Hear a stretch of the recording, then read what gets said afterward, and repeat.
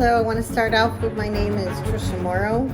I am from South Florida, living in South Florida right now from Michigan. I have 18 years in corrections and in the SWAT team and in private security. I'm very thankful for this course that I did with Byron. I want to say thank you to Byron for the course because even in all the years of experience that I have, I learned so much in this course. And then during this course also, I lost my father and I was able to stop the course, leave state, come back, refresh in the course, and finish the course. And I'm very thankful for that because there's not too many times with a class that you can do that.